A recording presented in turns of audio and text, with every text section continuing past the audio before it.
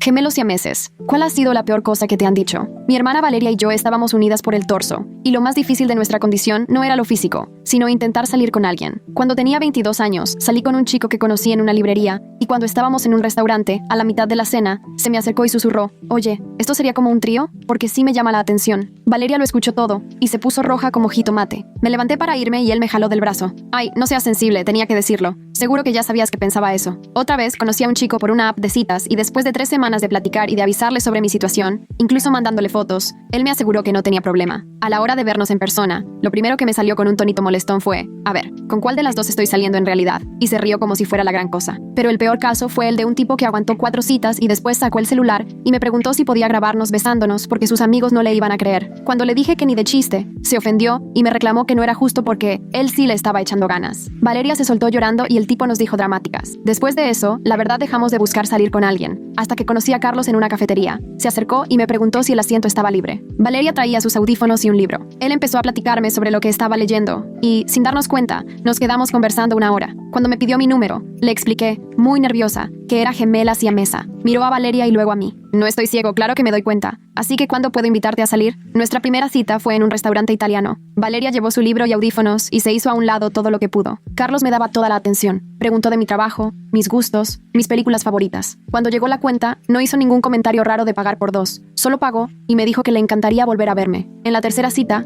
mientras paseábamos en el parque, me tomó la mano. Ya había averiguado cuál mano se sentía natural. Cuando me dio un beso de buenas noches, puso su mano en mi mejilla y solo me vio a mí. Por primera vez sentí que alguien, de verdad, solo me veía a mí. Unos meses después, viendo una película en mi departamento, Carlos puso pausa y me dijo: «Necesito preguntarte algo y no quiero que sea incómodo». Sentí el corazón hasta el suelo. Pensé, aquí viene. Pero me dijo: «Me importas mucho y quiero estar seguro de hacer las cosas respetuosamente con ambas. ¿Hay algo que debería cambiar?». Valeria se quitó los audífonos y le dijo: «Lo haces excelente, Carlos. De verdad». Él sonrió. «Solo quiero que todos estén bien». En ese momento supe que lo amaba. 6 meses después, cocinando juntos, Carlos se volteó y me dijo: «Te amo. Te he amado desde hace mucho y necesitaba decírtelo». Me puse a llorar y le contesté igual. Valeria subió el volumen de sus audífonos y se perdió en su libro, tratando de darnos toda la privacidad que podía. 1 año después, Carlos me llevó a la cafetería donde nos conocimos, y ahí mismo se arrodilló. «Eres la persona más increíble que conozco. ¿Te quieres casar conmigo?». Valeria y yo terminamos de lágrimas. Organizar la boda fue como un sueño. Carlos fue a todas las pruebas de vestido, y hasta nos ayudó a encontrar a una costurera que pudiera diseñar algo hermoso para las dos juntas. Valeria siempre sugería estilos que sabía que a mí me gustaban, aunque a ella no tanto. La familia de Carlos nos recibió de brazos abiertos. Su mamá nos abrazó a las dos y dijo que estaba feliz de que fuéramos parte de la familia. El día de la boda no podía controlar los nervios. Valeria me maquilló y no dejó de decirme lo bonita que me veía. Por fin nos pusimos el vestido que tardó meses en quedar, perfecto para nosotras. Caminar hacia el altar era como estar soñando. Toda la gente importante estaba ahí, viéndonos avanzar. Valeria apretó mi mano y me susurró: «Te lo mereces». Cuando llegamos al altar, Carlos, de traje, no se veía nada bien, pálido, sudando y temblando. Pensé que eran los nervios. Nos paramos frente a él y le sonreí. Él no me devolvió la sonrisa y solo miraba hacia otro lado. El oficiante arrancó: «Queridos amigos y familiares, estamos aquí reunidos hoy». Y de pronto, Carlos levantó la mano. «Esperen, alto, lo siento». Se hizo un silencio absoluto. Yo sentía que el corazón se me salía. Carlos estaba con los ojos llorosos, pero ni siquiera me miraba. En realidad estaba viendo a Valeria. «No puedo hacer esto», dijo. Intenté con todas mis fuerzas y quise que funcionara más que nada en la vida. Al fin me volteó a ver y estaba llorando. «Eres increíble, pero Valeria es todo lo que tú eres y más. La amo más de lo que llegué a amarte. Ojalá hubiera sido Valeria desde el principio». Se acercó para besarla, pero Valeria se echó para atrás tan rápido que hasta las dos nos tambaleamos y gritó en el micrófono que seguía prendido a mi vestido. Su voz retumbó en todas las bocinas del salón. Carlos se quedó pasmado, con la mano en el aire, sin comprender que ella no iba a corresponderle. Los invitados se pararon y comenzaron a gritar preguntas. A nosotros, entre ellos, a Carlos. Alguien tiró una silla y se armó el alboroto. Yo seguía ahí, atorada en mi vestido de novia hecho a medida, con mi hermana pegada y temblando, y sin poder entender nada. Se suponía que este era mi gran día, el más feliz de mi vida. Ala Navarro se interpuso entre nosotras y Carlos, con las manos levantadas, y le ordenó que se fuera. Su voz se impuso y por un segundo todos se detuvieron. Carlos intentó hablar con Valeria, ignorando a Hala, diciendo que llevaba meses enamorado de ella y que por la forma en que le sonreía, pensó que era correspondido. Valeria no podía parar de llorar, ni respirar bien. Sentía cómo su pecho se movía junto al mío. Por fin le pude decir a Carlos que estaba mal, que nos íbamos y que tenía que alejarse de las dos. La voz me salió rara, lejana, como si fuera de otra persona. Nos dimos la vuelta para irnos por el pasillo, pero el vestido era tan largo y pesado que casi nos caemos. Rodrigo apareció de la nada entre los invitados. Levantó la cauda y así pudimos caminar más rápido, quedándose atrás de nosotras para separarnos de todos. La gente se hizo a un lado como si de verdad fuésemos contagiosas. Alcancé a oír a la mamá de Carlos, Madeline, llorando y repitiendo entre sollozos: ¿qué está haciendo? ¿En qué está pensando? Mientras tanto, Carlos no paraba de buscar a Valeria, rogándole una y otra vez que lo escuchara, repitiendo su nombre como si eso fuera a cambiar algo. Llegamos a la suite nupcial, y Rodrigo nos ayudó a entrar, asegurándonos que nadie más iba a pasar. Luego salió y cerró la puerta tras de sí. Valeria y yo nos quedamos paradas en medio de la habitación, todavía enfundadas en nuestro vestido de novia, temblando tanto que la tela crujía con cada movimiento. No podía mirarla a los ojos. Sentía que si lo hacía, todo esto se volvería irremediablemente real. Solo fui capaz de mirar nuestro reflejo en el gran espejo de la pared. Dos personas con el vestido blanco más bonito en uno de los peores días de su vida. Ese vestido que tomó meses en diseñarse y ajustarse ahora solo se sentía incómodo, fuera de lugar, como si no perteneciera ahí. De pronto, Valeria rompió el silencio, susurrando, casi sin voz, que ella no hizo nada, que lo juraba, que nunca le dio alas. No pudo terminar porque el llanto la dejó sin aire. Yo sabía que era verdad, que ella no tenía la culpa, pero dentro de mi cabeza, esa vocecita horrible preguntaba por qué no me di cuenta antes y qué fue lo que hizo Valeria para que Carlos pensara todo esto. Odiaba esa voz, pero no podía hacerla callar. Entre las dos se instaló un silencio espeso, lleno de todo lo que no nos animábamos a poner en palabras. De repente alguien empezó a tocar la puerta, y la voz de Carlos se escuchó del otro lado, diciendo que necesitaba explicarse, que todo era un gran malentendido y que amaba a Valeria, que ella merecía saber la verdad. Rodrigo dijo algo que no alcancé a entender, y de inmediato Carlos se calló. Valeria me miraba esperando alguna reacción, como si yo tuviera respuestas. Al final, apenas si pude juntar las palabras para decir que necesitábamos salir de ahí. Eso fue todo lo que pude articular en ese momento. Rodrigo tocó nuevamente y entró otra vez, avisándonos que la encargada del lugar ya estaba hablando con seguridad para sacar a Carlos del edificio y preguntó si queríamos suspender la recepción. La recepción con ese menú carísimo, la banda, el pastel y los 200 invitados que acababan de ser testigos de cómo mi prometido se declaraba a mi hermana. No pude evitar soltar una carcajada, porque todo era tan absurdo que sentí que algo se rompía en mi cabeza. Después me solté a llorar, tanto que no podía ni respirar, y Valeria me abrazó. Seguíamos pegadas por el vestido ridículo que en teoría debía hacerme sentir bonita. Llegó la encargada y la modista que hizo el vestido. Las dos se quedaron heladas al vernos, con una mezcla de pena y tristeza. Nos ayudaron a meternos al baño, y como no podíamos dejar de temblar, tuvieron que cortarnos algunos botones y cintas del vestido, porque ni siquiera éramos capaces de desabrocharnos solas. Al final nos pusimos la ropa común que llevábamos para cambiarnos antes de irnos de viaje. Eso solo hizo que se sintiera peor, porque yo había preparado esa ropa pensando en cambiarme con Carlos para irnos juntos al aeropuerto. Ahora solamente éramos dos personas en jeans y camiseta, paradas en el baño, después de una boda que nunca fue. Rodrigo nos llevó a casa en su coche. Nos sentamos atrás sin dirigirnos la palabra, cada quien mirando por su ventana. Mi cel no paraba de sonar con llamadas y mensajes, pero no pude siquiera mirarlo. No quería enfrentar preguntas, ni lástima, mucho menos el morbo de nadie. El teléfono de Valeria empezó igual hasta que ella, harta, lo apagó. Yo hice lo mismo porque el sonido se me metía en la cabeza y me lastimaba. Llegando al departamento, todo seguía exactamente igual que en la mañana. Mi maquillaje seguía regado en el lavabo y los trastes del desayuno estaban en el fregadero. Rodrigo nos preguntó si queríamos que se quedara, pero le dije que necesitábamos estar solas. Nos hizo prometerle que lo llamaríamos si pasaba cualquier cosa, y luego se fue. La puerta se cerró detrás de él, y Valeria y yo nos quedamos ahí, solas, en un departamento que esa noche se suponía debía estar vacío, porque íbamos a estar de viaje después de la boda. Terminamos instaladas en el sillón, sin pensarlo demasiado, simplemente no había a dónde más ir. Nos sentamos ahí porque, aparte, seguíamos pegadas por la cintura gracias al vestido hasta hacía un ratito. Traíamos la misma ropa con la que salimos del lugar, jeans y playera, ropa pensada para irnos directo al aeropuerto. Mi teléfono estaba olvidado sobre la mesa de centro, donde lo dejé la mañana cuando todavía todo era normal. Valeria tenía las manos inmóviles sobre el regazo, sin atreverse a moverse. Yo no podía sacar de mi cabeza el momento en que Carlos dijo que amaba a Valeria. Me obsesionaba pensando cuándo había pasado, en qué momento lo decidió. ¿Durante el compromiso, cuando venía a las pruebas del vestido? ¿Desde antes? ¿Cuando apenas éramos novios? Me la pasaba repasando recuerdos, buscando alguna pista que nunca vi. Cada vez que nos sonreía a las dos, ¿era realmente a ella a quien se dirigía? Cuando preguntaba si estábamos bien, ¿en verdad se refería a ella? Valeria estaba tan quieta a mi lado que supe que estaba haciendo lo mismo desde su perspectiva, repasando el pasado. El silencio era diferente, pesaba, lleno de preguntas que ninguna se atrevía a decir en voz alta. Yo moría de ganas de preguntarle si alguna vez notó algo raro, si alguna vez Carlos la miró distinto, o si alguna vez le dijo algo a solas. Pero preguntar eso era insinuar que ella había hecho algo y yo, en el fondo, sabía que no era así. Lógicamente lo sabía, pero esa maldita vocecita no se callaba. El departamento estaba pesadamente silencioso. Normalmente habría música o la tele prendida, pero en ese momento el silencio lo invadía todo. Podía oír el zumbido del refri en la cocina, los coches afuera y hasta la respiración de Valeria junto a mí. Nos quedamos ahí no sé cuánto tiempo. Sentí que las horas se estiraban y el tiempo se volvía borroso, irreal. Las piernas se me durmieron de tanto no moverme, pero no quería levantarme porque hacerlo significaba decidir qué seguía. Y yo no tenía ni la menor idea de qué hacer después de esto. ¿Cómo sigue una con su vida después de que su boda termina de esa manera? ¿Qué se supone que haces cuando tu prometido se le declara a tu hermana enfrente de tanta gente? Cerca de la medianoche, Valeria al fin habló. Su voz era apenas un susurro, rota,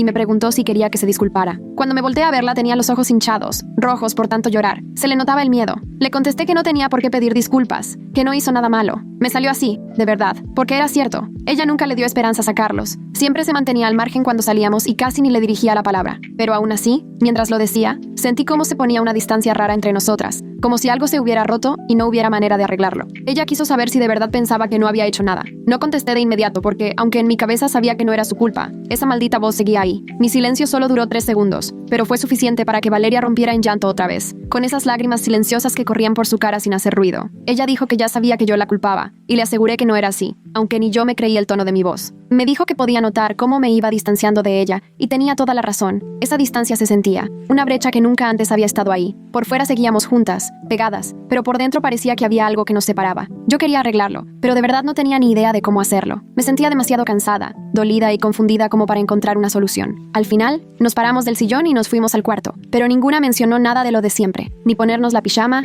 ni lavarnos los dientes, ni las rutinas normales de cada noche. Solo nos tiramos en la cama, con los jeans y la camiseta todavía puestos. Mandamos a hacer una cama especial justo para que cupiéramos bien las dos, y ya llevábamos años compartiéndola, pero esa noche se sentía totalmente diferente. Era como si la cama fuera demasiado chica porque estábamos apretadas intentando digerir la pesadilla, y al mismo tiempo demasiado grande, porque en teoría debía estar vacía. Se suponía que esa noche estaríamos en la suite de luna de miel del hotel elegante que Carlos había reservado. Yo estaba tan emocionada por ese hotel. Había visto 1000 fotos de la Abby en internet, y me había imaginado despertando ahí, ya como esposa al día siguiente. Pero en vez de eso, seguía en mi misma habitación de siempre, en el mismo depa, y sentía que la normalidad se había perdido para siempre. Notaba que Valeria no podía dormir. Su respiración era completamente diferente, cortita y acelerada, y yo sabía perfectamente que ella sentía lo mismo de mí. Las dos acostadas, en silencio, solo pretendiendo que intentábamos dormir. De reojo veía el reloj del buró, con los números azules que decían 12:47, luego 1:15, luego 1:38. Miraba cómo iban cambiando los números y trataba de pensar en nada, pero mi cabeza no me daba ni un respiro. Cada vez que cerraba los ojos, veía la cara de Carlos en el altar, como si pudiera verlo concentrarse más en Valeria que en mí. Me retumbaban sus palabras, que ella era todo lo que yo era, y todavía más. De pronto, mi celular vibró durísimo a eso de las 2 de la mañana. Se oía demasiado fuerte en el cuarto callado. Lo tomé y vi un montón de mensajes de Carlos. Los empecé a abrir aunque sabía que no debería. Decía que le dolía el momento, pero no sus sentimientos, que tenía meses enamorado de Valeria, y que ya no podía casarse conmigo sabiendo la verdad, que sería una injusticia empezar un matrimonio con esa mentira entre nosotros, que según él, Valeria le había dado señales, que estaba seguro que ella sentía lo mismo, que prefería ser honesto antes de cometer el peor error de su vida. Mientras leía, llegaban más y más mensajes. Repetía que había querido decírmelo antes, pero no encontraba el modo, que intentó pelear contra sus sentimientos, pero que no podía con ellos, que Valeria se merecía saber que alguien la veía como alguien única y hermosa. Cada mensaje era más pesado que el anterior.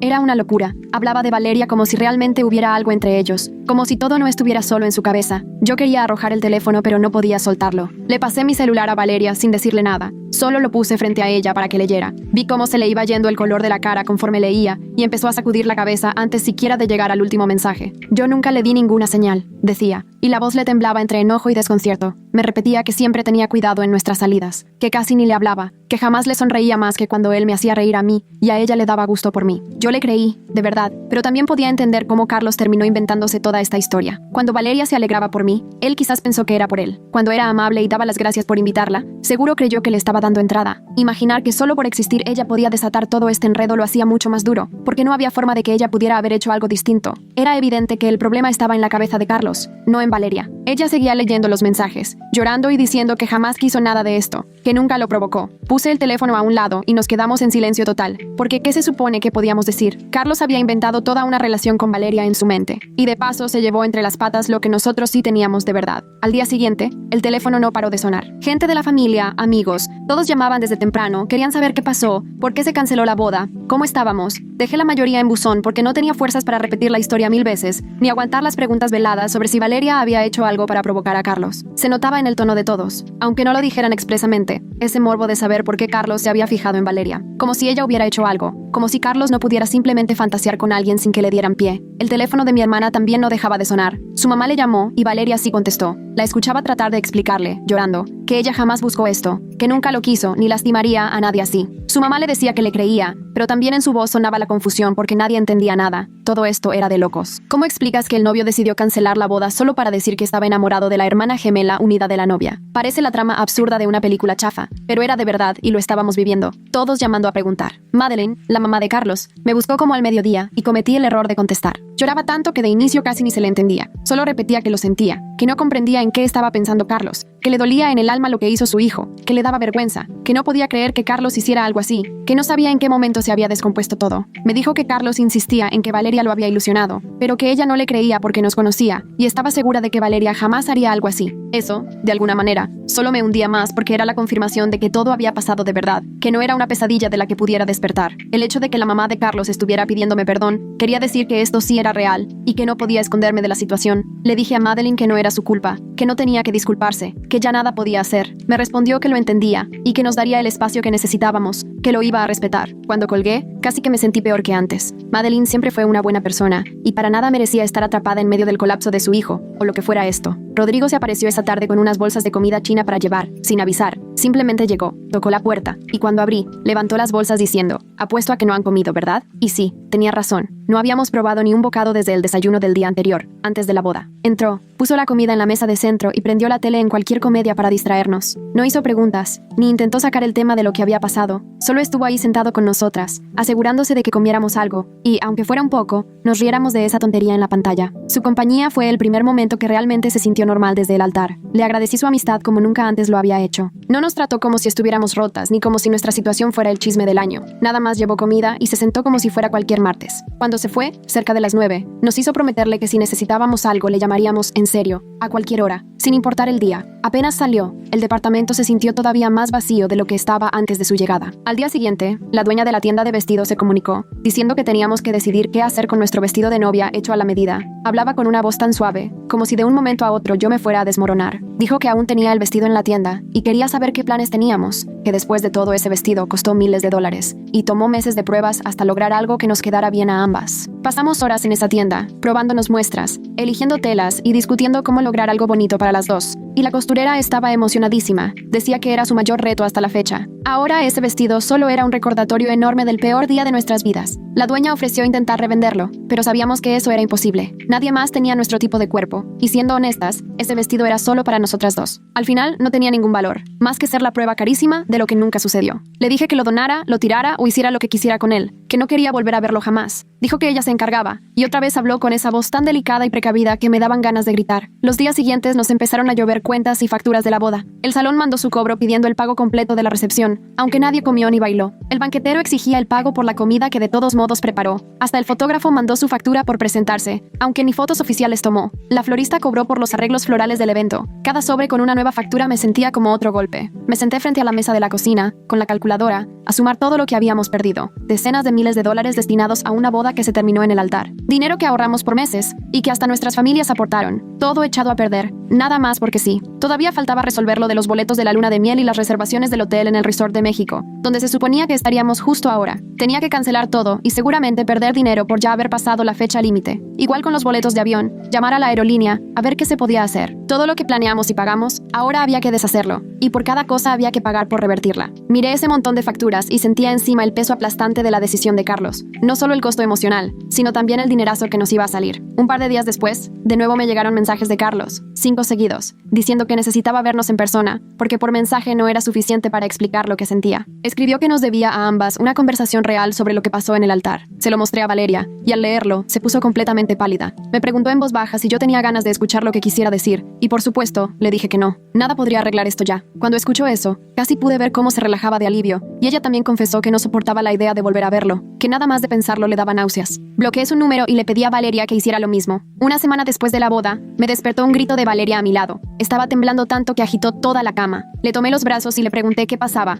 pero ella seguía gritando hasta que por fin me miró. Estaba llorando y le costaba trabajo respirar, hasta que después de casi un minuto, pudo calmarse lo suficiente para hablar. Me contó que soñó que Carlos la obligaba a besarlo, y que no podía evitarlo por estar pegadas. En el sueño, sentía que no podía protegerse ni protegerme, y él no dejaba de acercarse, aunque intentara alejarse. La abracé mientras lloraba, y una culpa tremenda me cayó encima, porque me tenía tan concentrada en mi propio dolor y mi traición, que ni había pensado todo lo que esto también le estaba haciendo a Valeria. Ella tenía su propio infierno, y yo ni se lo reconocía. No eligió estar metida en la confesión de Carlos y tampoco podía librarse de las consecuencias, igual que yo. En los días que siguieron intentamos volver a la rutina, pero nada era igual. Yo no podía obligarme a regresar a la oficina y enfrentar a los compañeros, ni sus preguntas ni su lástima. Valeria normalmente leía o se metía en sus pasatiempos, pero ahora solo estaba nerviosa todo el tiempo, saltando y sin poder concentrarse en nada. Vagueábamos por el departamento como fantasmas, haciendo cosas del día a día pero como en automático, y el silencio entre nosotras era un silencio incómodo que nunca habíamos sentido antes. Casi 2 semanas después, a media tarde, sonó el interfono. Presioné el botón para saber quién era y escuché la voz de Carlos suplicando hablar con Valeria, diciendo que solo necesitaba 5 minutos para explicarse. En cuanto Valeria lo escuchó, se puso blanca y me apretó tanto el brazo que sentí las uñas enterrarse.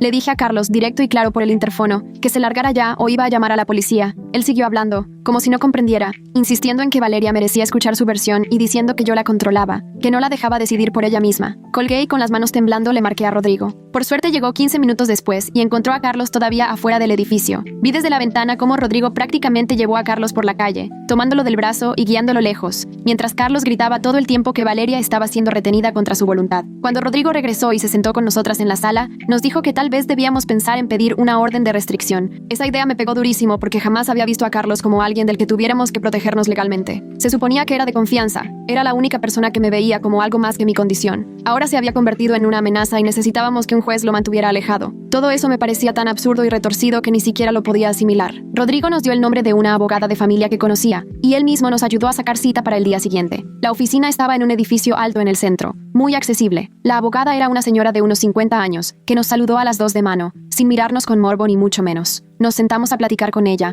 y le contamos lo que pasó en la boda. Le enseñamos los mensajes que Carlos había mandado y le hablamos de la vez que fue a nuestro departamento. Ella tomó notas y nos fue haciendo preguntas específicas de fechas y horarios, pero nunca preguntó cosas incómodas sobre ser gemelas siamesas. Se concentró en juntar pruebas sobre la conducta de Carlos y en que no aceptaba un no por respuesta. Al final nos dijo que teníamos motivos suficientes para pedir una orden de restricción por acoso. Ir al juzgado ese día para entregar los papeles fue la primera vez que salimos desde la boda. La gente nos veía como siempre, pero yo sentía la paranoia de que supieran todo el chisme, como si juzgaran lo que pasó. Valeria estaba tan nerviosa que le temblaba la mano y me la apretaba tan fuerte que me dolía, y ahí me cayó el 20 de que le estábamos agarrando miedo a salir, cosa que nunca nos había pasado. El juzgado estaba lleno de gente y ruido, y sentía que todas las miradas nos perseguían. Llenamos los papeles y salimos volando de ahí. Una semana después, el juez aprobó la orden de restricción. Carlos tenía que mantenerse a mínimo 150 metros de nosotras en todo momento. Esa misma tarde, su hermano Tomás me llamó para disculparse a nombre de Carlos, diciéndome que él tenía problemas de salud mental, que de verdad lamentaba todo. Le contesté que la salud mental de Carlos ya no era nuestra responsabilidad y que lo que él tenía que hacer era asegurarse de que respetara la orden. Tomás estuvo de acuerdo y me prometió que hablaría con él para que entendiera lo grave de la situación. 3 semanas después de la boda, por fin regresé al trabajo porque hacía falta el dinero y no podía seguir escondida en el departamento. Mi jefe, Elliot, me llamó aparte apenas llegué y me dijo que podía tomarme el tiempo que necesitara, que todos lo entendían si no estaba lista para volver. Me lo dijo con tanta amabilidad que me puse a llorar ahí mismo, en su oficina, y él solo me dio unas palmaditas torpes en el hombro y me contó que la empresa tenía sesiones de terapia gratis si quería aprovecharlas. En esos días Lía, mi compañera, fue un apoyo inesperado. Ella se encargaba de distraer a quien se ponía intenso con las preguntas o quería saber cosas que no me sentía lista para decir. Me traía café sin que se lo pidiera y se inventaba pretextos para que pudiera salirme unos minutos. Nunca me exigía explicaciones ni detalles. Simplemente, de manera discreta, hacía que el ambiente fuera más llevadero. Valeria, como siempre, llevaba su libro y sus audífonos al trabajo, pero yo notaba que estaba más nerviosa que de costumbre, mirando alrededor todo el tiempo, preocupada de que alguien mencionara a Carlos o le preguntara algo difícil. Esa noche Jonas me marcó y casi no le contesto del cansancio que traía por la chamba. Empezó preguntando cómo estaba, con esa voz con la que sabes que no quieren saber la verdad. Le dije que pues ahí iba y esperé a ver qué quería de verdad. Carraspeó y me soltó que había estado hablando con Carlos y que seguiría siendo su amigo porque se conocían desde la universidad. Sentí cómo se me iba todo el cuerpo a la defensiva y le pregunté qué quería decir con eso. Jonas salió con que siempre hay 2 versiones de las cosas y que Carlos lo estaba pasando muy mal. Ahí lo interrumpí para decirle que no hay ninguna historia donde esté bien interrumpir una boda para declararse a la hermana de la novia. Jonas se puso a la defensiva también y me dijo que estaba siendo injusta, que Carlos está enfermo y necesita apoyo. Le pregunté si entendía que Carlos había violado la orden y nos estaba acosando. Se quedó callado unos segundos y luego dijo que yo no estaba viendo todo el panorama. Le respondí que si él elegía estar del lado de Carlos, entonces estaba eligiendo mal. Y colgué y lo bloqueé porque no tengo energía para gente que piensa que esto es complicado. Valeria escuchó toda la conversación y se veía blanca y temblorosa. Me preguntó si íbamos a perder a todos nuestros amigos por esto y la neta, no supe qué decirle. Un mes después de la boda desperté a medianoche porque Valeria no estaba respirando normal. Volteé y la vi mirando el techo, llorando en silencio. Le pregunté qué tenía, pero no me contestó. Al rato me confesó que le estaban dando ataques de pánico cuando no le ponía atención. Me levanté lo más que pude y le pedí que me contara bien. Me dijo que tenía miedo de que, en el fondo, yo la culpaba, que nuestra relación nunca se iba a arreglar después de esto, que que había arruinado mi vida solo por existir. Eso me rompió el corazón porque entendí cuánto llevaba cargando sin decírmelo. Se disculpaba una y otra vez. Decía que sabía que no tenía lógica, pero no podía quitarse de la cabeza que si ella no estuviera, nada de esto habría pasado. Le tomé la mano y le dije que necesitábamos ayuda, que solas no íbamos a poder salir adelante. Ella asintió y me preguntó si creía que la terapia de verdad funcionaba para personas como nosotras. Le dije que no tenía idea, pero que lo teníamos que intentar. Al día siguiente me puse a buscar terapeutas con experiencia en gemelos siameses y trauma. Resultó que casi no hay. Es un grupo pequeñísimo y súper especializado. La mayoría me dijo que no tenía la preparación o que sus consultorios no eran accesibles para lo que necesitábamos. Después de semanas buscando, di con Nora Montgomery, quien se especializaba en dinámicas familiares muy complejas y de hecho ya había tratado gemelos siameses antes. Llamé al consultorio y le conté nuestra situación. De inmediato me dijo que con todo gusto nos atendería para una consulta inicial. Su oficina estaba en la planta baja de un edificio médico. Tenía puertas amplias y los baños estaban adaptados. Cuando la conocimos, se notaba que tenía alrededor de 50 años, con una mirada cálida, y lo primero que me sorprendió fue que no se nos quedó viendo raro, ni nos hizo preguntas incómodas sobre nuestra condición. Se enfocó totalmente en saber qué necesitábamos y cómo podía ayudarnos. Al final de esa cita, supe que era la indicada porque antes que nada, nos vio como personas. Nuestra primera sesión formal con Nora fue incluso más difícil de lo que imaginaba. Nos pidió que cada una contara cómo vivió el día de la boda, sin interrumpirnos. Yo fui la primera y hablé del impacto, la traición y la vergüenza que sentí cuando Carlos paró todo en pleno altar. Después, Valeria narró su propia experiencia y de inmediato me quedó claro que, a pesar de estar juntas ahí, para ella había sido completamente diferente. Me dijo que cuando Carlos levantó la mano para detener la ceremonia, lo primero que pensó fue que algo le pasaba físicamente o que le estaba dando un ataque de pánico. Al principio, no entendía que estaba hablando de sentimientos hacia ella. Pensó que tal vez estaba confundido o viviendo algún episodio mental difícil. Cuando escuchó que le decía que la amaba más a ella que a mí, sentía que iba a vomitar. No podía dejar de pensar, esto no está pasando, debe ser una pesadilla. Escucharla compartir el terror, la confusión y la culpa me hizo darme cuenta de que cada quien cargaba su propio trauma, aunque fuera por el mismo evento. Nora tomaba notas, nos preguntaba cosas para entender mejor lo que sentíamos, y poco a poco nos ayudó a ver que cada una arrastraba su propia versión de ese día tan horrible. En la siguiente sesión, Nora preguntó si habíamos platicado de cómo todo esto había cambiado la relación entre nosotras, no nada más con Carlos, y la pregunta flotó pesadísima porque jamás lo habíamos hecho. De hecho, lo habíamos estado evitando por completo. Valeria empezó a llorar y admitió que sentía que ahora era una carga para mí, que pensaba que a veces yo deseaba estar sola para que nada de esto hubiera pasado. Le aseguré que nunca lo quise ni lo quiero así, pero mientras se lo decía, yo misma me preguntaba qué tan cierto era. El mes pasado, hubo momentos en los que me sorprendía imaginando cómo sería mi vida si pudiera huir de todo esto. Nora me animó a no descartar ese sentimiento, sino más bien a sentarlo en la mesa. Me explicó que es normal tener pensamientos raros después de un trauma, que reconocerlos no significa ser mala persona. Valeria me miró con una expresión imposible de leer, y en ese instante me quedó claro que las dos estábamos muertas de miedo de lo que la otra pudiera estar pensando. En la tercera sesión, Nora propuso que Valeria podría beneficiarse de tener terapia individual además de la que llevábamos juntas. Mi primera reacción fue pánico, porque ¿cómo le íbamos a hacer si no podíamos separarnos físicamente? Nora nos explicó que podía atender a Valeria mientras yo usaba audífonos y me ocupaba en otra cosa dentro del mismo cuarto. Así Valeria podría trabajar sus emociones sin preocuparse por lo que yo sintiera. Valeria se veía esperanzada por primera vez en semanas, y entendí que necesitaba un espacio que nuestros cuerpos no podían darle. Acepté, aunque me dio miedo, porque nunca había pasado por algo donde Valeria estuviera sin mí. Nora nos dijo que conocía a una colega, Cosima Hoffman, especialista en trauma individual, y que era ideal para Valeria. Agendamos la cita para la siguiente semana. Valeria empezó a ver a Cosima 2 veces por semana, y yo la esperaba en la sala, con audífonos, leyendo o trabajando en la compu, y el no saber qué platicaba con Cosima me generaba ansiedad. Todo el tiempo me preguntaba si hablaba de mí, o si procesaba sentimientos que ni yo calculaba. Me angustiaba que tenía vivencias en las que yo ya no estaba incluida, y por dentro reconocí que esa codependencia era algo bastante tóxico que debía trabajar, pero saberlo no lo hacía más llevadero. Después de cada sesión, Valeria salía agotada, pero a la vez se veía más ligera. No sé cómo describirlo. Nunca me contaba de qué hablaban, y yo intentaba no preguntar porque intuía que necesitaba su privacidad.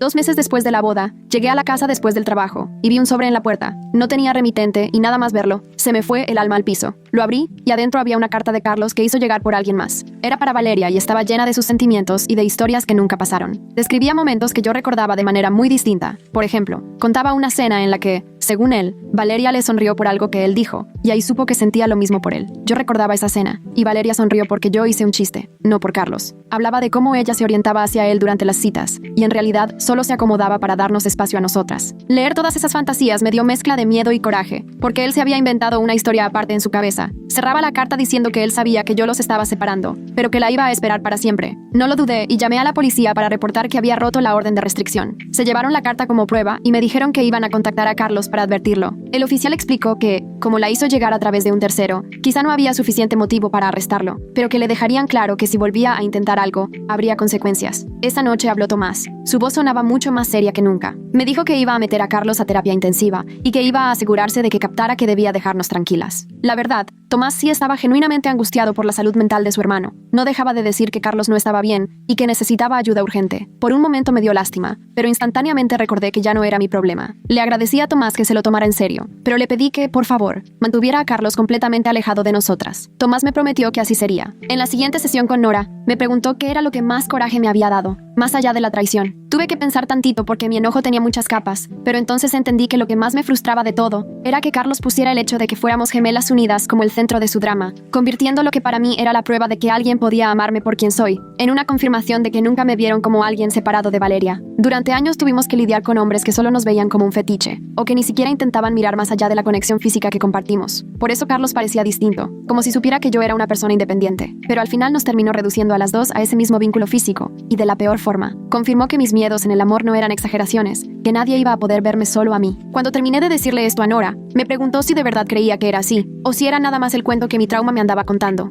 No supe qué contestarle. Esa tarde, después de terapia, Valeria se sentó en el sillón, nerviosa, con las manos entrelazadas en el regazo como cada vez que tiene que soltar algo difícil. Me contó que en su sesión individual con Cosima, le hicieron una pregunta bien directa. ¿Cuándo fue la última vez que hizo algo solo para ella? Algo que eligió sin pensar en mis gustos o en la rutina que compartimos. Valeria me confesó que no tenía respuesta porque ya ni sabía. Dijo que siempre hemos hecho todo en conjunto porque nuestros cuerpos así lo exigen, pero que en algún momento dejó de pensar en lo que ella realmente quería como persona, más allá de lo que necesitábamos como equipo. Entonces me volteó a ver y me dijo que quería empezar a buscar hobbies o intereses que fueran solamente suyos, aunque yo estuviera ahí a su lado mientras los hacía. Sentí algo bien raro, como alivio pero también miedo. Una parte de mí quería que ella tuviera esa libertad, pero otra temía lo que eso iba a significar para nosotras. La semana siguiente empezamos a cambiar pequeñas cosas de nuestra rutina. Valeria se inscribió a una clase en línea de escritura creativa que era martes y jueves en la mañana, justo cuando yo tenía que trabajar. No me consultó si estaba de acuerdo, ni revisó si me convenía el horario. Simplemente me mandó el mail de confirmación cuando ya estaba inscrita. El primer día de clase, yo estaba en la compu trabajando con hojas de cálculo, y ella a mi lado se puso los audífonos y entró a la sesión. De reojo podía ver su pantalla y su teclado. Veía cómo escribía en el chat, pero no tenía idea de lo que hablaba la maestra, ni de las historias que compartían.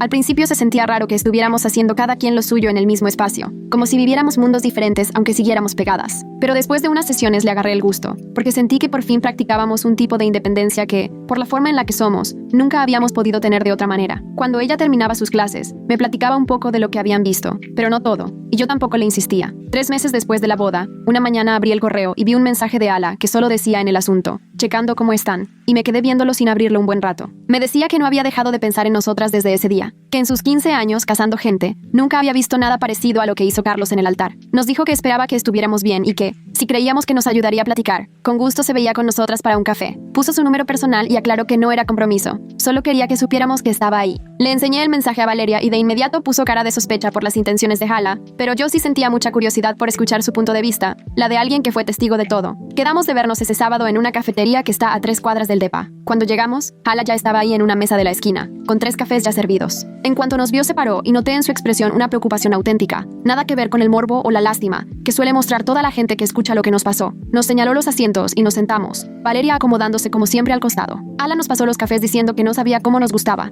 y por eso pidió uno sencillo y otro con crema y azúcar. Ese mini detalle de pensar en nosotras me llegó al corazón. Comenzó a hablar sobre la boda, de cómo no podía sacarse de la cabeza ese momento. Nos contó que ha estado en bodas que claramente no debieron ocurrir, en las que se siente la duda o el nervio en el ambiente, y que normalmente hay señales las semanas antes, discusiones, pleitos o problemas familiares que avisan que algo anda mal. Con nosotras, dice, todo se veía real, hasta que Carlos detuvo la ceremonia. Aseguró que en más de 300 bodas, jamás le tocó nada ni remotamente parecido. Sus palabras me dieron una especie de alivio, como si nos confirmara que no fuimos ingenuas ni tontas por no haberlo visto. Nos compartió historias de otras bodas en que los novios se arrepintieron o le pidieron pausar todo, incluso una vez que la novia canceló a la mitad. Pero jamás le tocó que alguien llevara sus sentimientos a ese extremo, y mucho menos con una hermana siamesa. Ala miró de frente a Valeria y le dijo que lo de Carlos fue especialmente cruel porque la puso en medio de algo sin su permiso, y la metió en una traición que rompió su autonomía. Explicó que Carlos no solo me lastimó al rechazarme enfrente de todos, sino que también violentó a Valeria proyectando fantasías sobre ella y forzándola a una situación que ni pidió ni quería. Escuchar que alguien más pusiera en palabras lo que le hicieron a Valeria me ayudó a comprender lo que yo misma no había podido ver. El trauma de Valeria es distinto al mío, pero igual de profundo y real. Yo había estado tan ocupada en mi propio dolor por el rechazo que no me detuve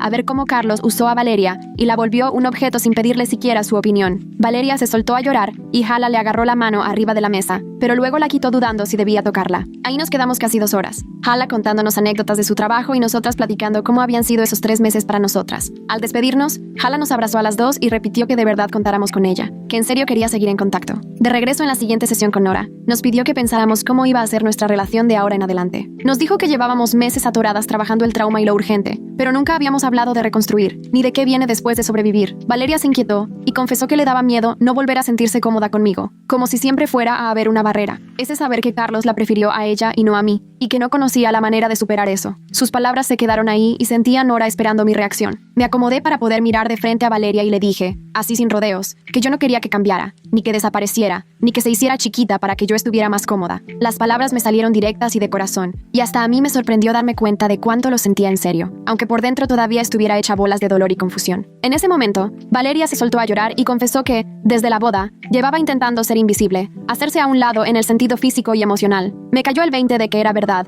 porque en los últimos meses se movía diferente, siempre disculpándose casi hasta por respirar. Nos abrazamos y nos quedamos llorando juntas, mientras Nora nos dejaba estar, sin interrumpir. En la siguiente sesión, 2 semanas después, Nora nos dijo que eso era un avance. Nos pidió que identificáramos los patrones poco sanos en cómo nos relacionábamos, tanto con el mundo como entre nosotras. Esos mismos patrones que quizá nos hicieron más vulnerables a lo que hizo Carlos. Yo reconocí que, toda mi vida adulta, me había definido a través de mis parejas, como si cada relación fuera una especie de examen que tenía que pasar para demostrar que valía por mí misma, y no solo por ser parte de unas gemelas inseparables. Para mí, estar en una relación era la prueba de que alguien podía verme realmente, no solo como un engrane más de un par. Valeria me contó que, por años, se había hecho a un lado para que yo tuviera esas relaciones, disolviendo su presencia y hasta sus gustos con tal de que yo me sintiera más independiente. Cuando yo estaba en citas, ella se apartaba disimuladamente, usaba audífonos casi todo el tiempo y nunca opinaba sobre mis novios, aunque tuviera sus dudas. Ningún patrón era sano y al final, las dos quedamos expuestas ante alguien como Carlos, que parecía validar mi necesidad de sentirme elegida como individuo, aunque en el fondo estaba clavado con Valeria. Nora nos ayudó a ver que Carlos había sabido aprovechar, justo, esas dinámicas que teníamos. Usó mi urgencia de sentirme especial y el hábito de Valeria de desaparecerse, para crear su propia historia. 4 meses después de la boda, estaba en la oficina cuando Rodrigo llegó a mi escritorio con su comida.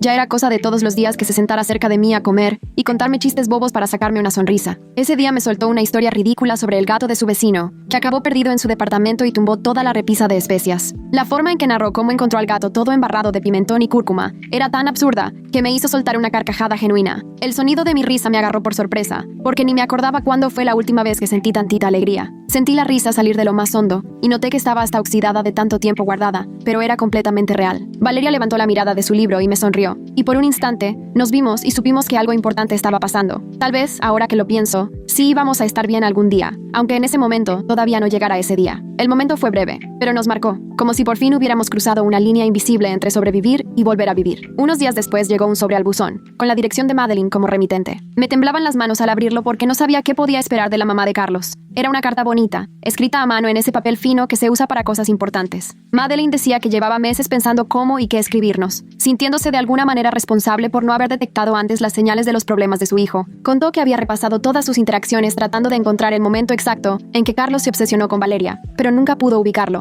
Nos pedía perdón por lo de Carlos y por el dolor que nos había causado, aún sabiendo que una disculpa no iba a limpiar el daño. Al final, nos decía que entendía si ya no queríamos saber nada más de su familia, pero que quería que supiéramos que pensaba en nosotras. También venía un cheque de $5,000 con una nota aclarando que era su manera de ayudarnos a cubrir los gastos de la boda, lo mínimo que podía aportar después de todo. Fui y le enseñé el cheque a Valeria y las dos nos quedamos viéndolo. El dinero nos serviría para cubrir las cuentas pendientes, pero aceptar la disculpa era todo un tema, porque Madeline como tal no había hecho nada malo, y aún así estaba tratando de tapar el hoyo que dejó su hijo, ya grande y responsable de sus propios actos. Me quedé un buen rato sentada con la carta y el cheque, leyendo y releyendo lo que escribió Madeline, mientras Valeria guardaba silencio a mi lado. El dinero era útil, pero aceptarlo era también como dejar la puerta abierta para la familia de Carlos, y yo sentía que necesitaba cerrarla. Le mostré a Valeria la cantidad, y ella asintió en silencio, sabiendo perfectamente a qué me refería sin tener que explicárselo. Esa noche hablamos y las dos estuvimos de acuerdo. Ya no queríamos tener más contacto, porque cualquier mensaje, por amable que fuera, iba a ser un recordatorio de la boda y de lo que Carlos hizo. Así que le escribí un correo educado a Madeline, agradeciéndole por la carta y el cheque, y le expliqué que necesitábamos espacio para sanar, que ya no seguiríamos en contacto. Tomás respondió ese mismo día, diciendo que entendía perfectamente y que esperaba que encontráramos paz, que no iba a volver a buscarnos a menos que nosotras lo hiciéramos primero. Su respuesta fue muy amable y respetuosa, y la verdad sí me dio nostalgia, porque Tomás fue buena onda mientras duró el compromiso, pero sabía que si quería sanar, tenía que alejarme de la familia de Carlos aunque me doliera. Cortar ese lazo fue otra pérdida que tuve que digerir, porque yo ya me había imaginado cenas de Navidad con Madeline, noches de juegos con Tomás, toda una familia que se esfumó en cuanto Carlos canceló la boda. En la siguiente sesión de terapia, Valeria estuvo mucho más callada de lo normal, y no paraba de jugar con las manos. Nora lo notó y le preguntó qué traía. Valeria respiró profundo antes de contestar. Me dijo que, desde hacía meses, tenía miedo de que yo la fuera a guardar rencor para siempre, que por ser gemelas nunca iba a poder alejarme totalmente de la persona que Carlos eligió en vez de elegirme a mí. Su voz se quebró y sentí un nudo en el pecho porque no me imaginaba lo fuerte que era ese miedo en ella. Nora se inclinó un poco y nos dijo algo que nos cambió la perspectiva a las dos. Aclaró que en realidad, Valeria no era la persona que Carlos eligió, porque él nunca conoció a la verdadera Valeria. Lo que hizo fue inventarse una fantasía basada en la cercanía y en lo que proyectaba en ella. Carlos se armó en la cabeza una versión imaginaria de Valeria que no tenía nada que ver con la persona que es. Ese nuevo enfoque me ayudó a entender que la ilusión de Carlos nunca fue sobre la Valeria real. Igual que el amor inicial que decía sentir por mí, tampoco tenía que ver conmigo en verdad. Todo el tiempo él estuvo relacionándose con fantasmas. Valeria no pudo contener las lágrimas y confesó que le daba mucho miedo que, sin querer, de alguna forma le hubiera dado pie. Pero Nora le explicó que los rollos de Carlos con la intimidad y el compromiso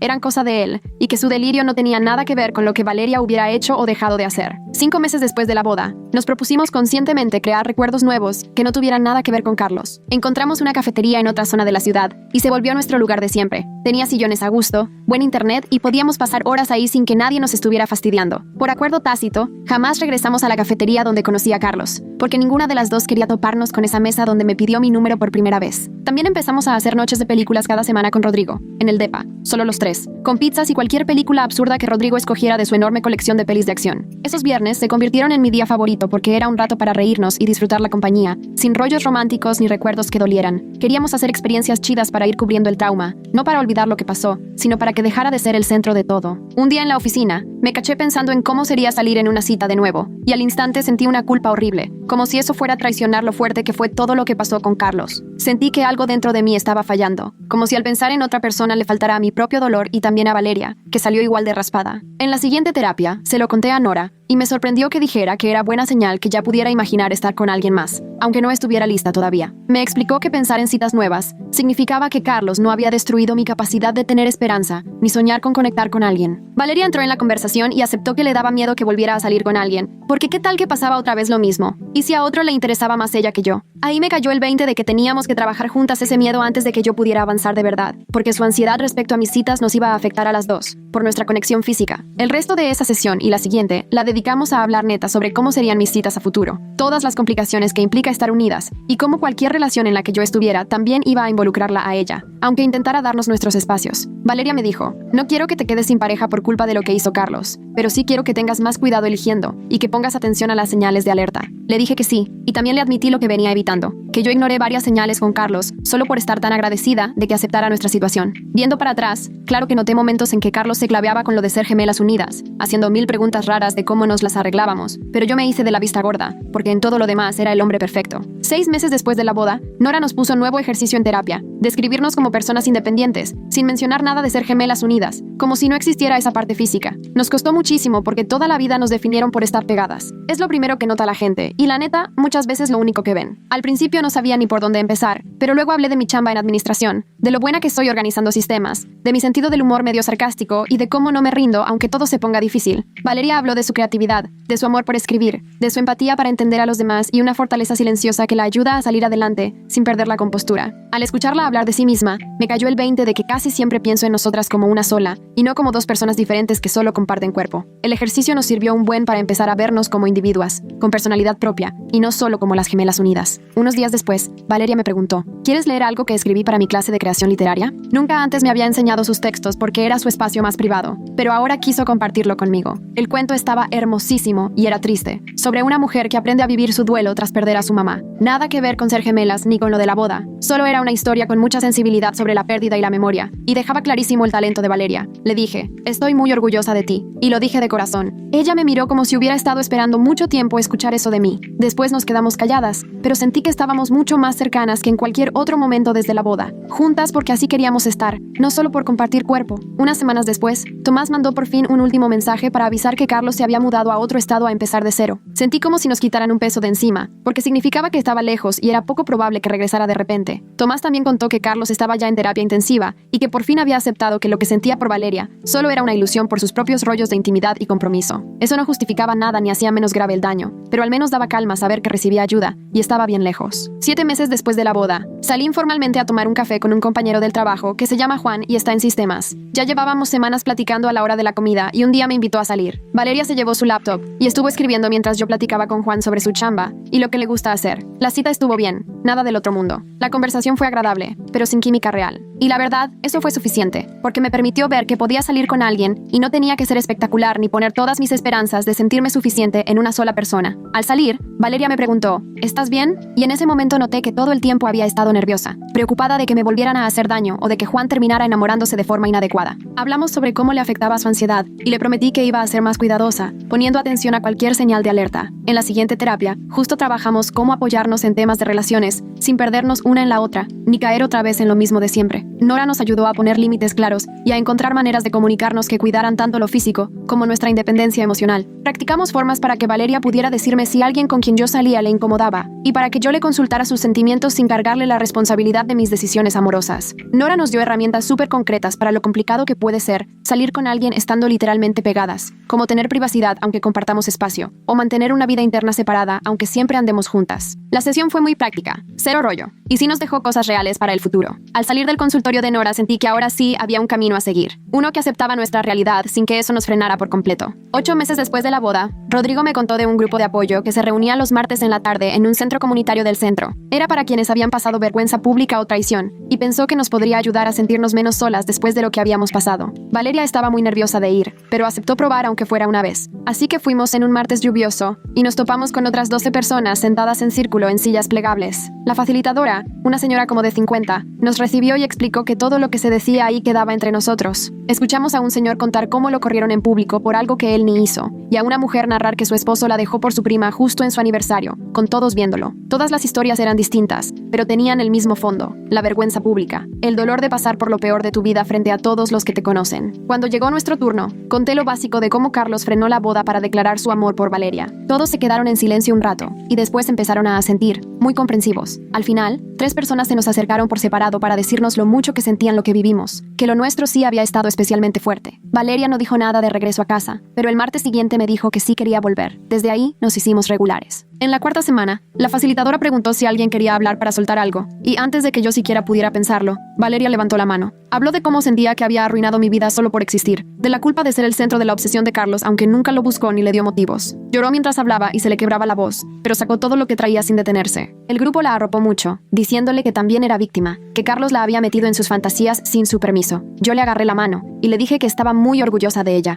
Me miró con una cara de alivio como si hubiera esperado oír eso durante meses. Nuestro cumpleaños cayó en sábado 2 semanas después de esa sesión de apoyo y, en vez de lo típico de celebrar juntas, decidimos hacer algo distinto. Cada quien escogió una actividad y una comida. Por la mañana tocó mi plan. Fuimos al mercado orgánico y desayunamos en mi café favorito. Valeria llevó su laptop y se puso a escribir mientras yo paseaba por los puestos platicando con la gente, disfrutando hacer algo solo mío, mientras ella tenía su propio espacio. En la tarde tocó lo que eligió Valeria. Fuimos a un jardín botánico y luego a cenar comida tailandesa. Yo llevé un libro y me senté a leer en las bancas mientras ella veía las plantas y tomaba fotos, cada quien en lo suyo. No era cuestión de celebrar como si fuéramos siamesas, sino como 2 personas diferentes que, por casualidad, comparten cumpleaños y festejan lo que a cada una la hace feliz. Ese pequeño cambio hizo toda la diferencia. Por fin empezábamos a vernos como personas individuales, no solo como una sola entidad compartiendo cuerpo. 9 meses después de la boda, Nora puso una sesión de cierre donde hablamos de terminar la terapia semanal. Desde un mes después de la boda, no faltábamos ni una semana, pero Nora sentía que lo más pesado ya lo habíamos trabajado y ya podíamos con los retos sin necesitar terapia todo el tiempo. Nos dijo que ahora bastaba con sesiones solo cuando lo necesitáramos porque ya teníamos las herramientas. Nos dio miedo soltarlo, la verdad. La terapia se había vuelto como nuestro lugar seguro. Pero Nora aclaró que dejar las sesiones seguidas no quería decir cortar relación, que podíamos regresar por repaso o ayuda cuando quisiéramos, y que hasta era buena señal tener miedo, pues era muestra de avance real. Acordamos intentarlo,